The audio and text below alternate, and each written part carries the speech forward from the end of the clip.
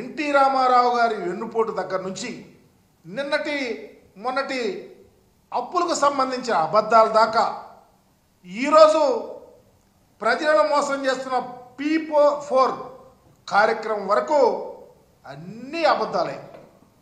ఉదాహరణకి అప్పులకు సంబంధించి ఎన్నికలకు ముందు 14 లక్షల కోట్ల రూపాయల అప్పులున్నాయని చెప్పాడు ప్రచారంలో. ఇప్పుడేమో 10 లక్షల కోట్ల అప్పులున్నాయని చెప్తా ఉన్నాడు. ఆధారాలు చూపేవంటే నో అంటాడు. చివరికి మీరు ప్రవేశపెట్టిన బడ్జెట్లో కేంద్ర ప్రభుత్వం సాక్షాత్తు చెప్పింది 5,62 కోట్ల రూపాయలు అప్పులున్నాయని చెప్తే మీరేమో అప్పులు అనుకుంటా అప్పుల మీదే బ్రతకాలని చూస్తూ ఉన్నారు.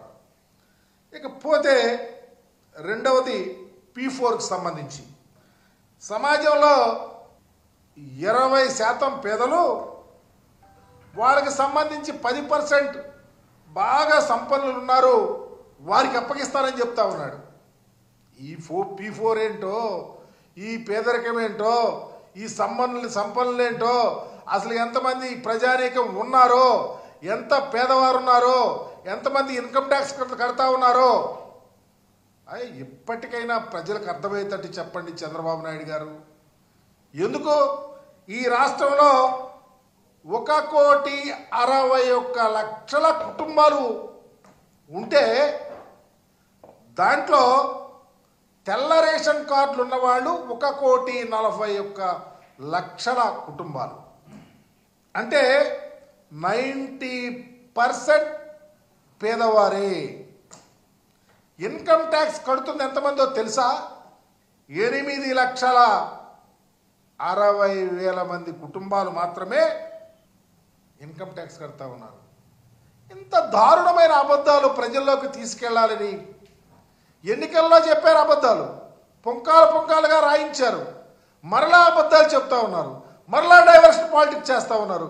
చివరికి ముస్లిం మైనారిటీలను కూడా వాడుకుని ఎన్నికల్లో గెలిచి వారికి హాని చేసి జగన్మోహన్ రెడ్డి గారి మీద అబద్ధాలు వల్లించడం అంటే ఇది కాదా చంద్రబాబు అని అడుగుతా ఉన్నాం. ఇకనైనా ప్రజలు కళ్ళు లేని కబూజీలు కాదు, అజ్ఞానులు కాదు, ప్రజలు విఘ్నులు, ఆలోచించేవాళ్ళు. రాష్ట్రం యావత్తు ముస్లిం లోకం ఉడికిపోతా ఉంది నువ్వు చేసిన మోసాలకి.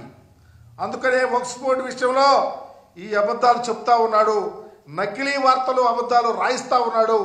తస్మాత్ చంద్రబాబు జాగ్రత్తగా ప్రజలకు సమాధానం చెప్పుకునే రోజు దగ్గరకు వస్తుంది. మీరు జగన్మోహన్ రెడ్డి గారి మీద మరకలేస్తాకి చూస్తా ఉన్నారే, సచ్చీలుడుగా కడిగిన ముత్యంలాగా బయటకు వస్తాకి జగన్మోహన్ రెడ్డి గారు సిద్ధంగా ఉన్నాడు. వర్క్ ఫోర్స్ విషయంలో, ఈ బిల్లు విషయంలో మీరు చేసిన తప్పిదం ప్రజలకు తెలుసు. జగన్మోహన్ రెడ్డి గారు తీసుకున్న సాహసోపేతమైన గొప్ప నిర్ణయం ప్రజలకు తెలుసని మీడియా ద్వారా మీకు విన్నవిస్తా ఉన్నాను.